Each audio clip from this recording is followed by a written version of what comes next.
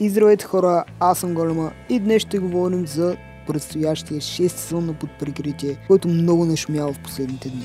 Нека започваме.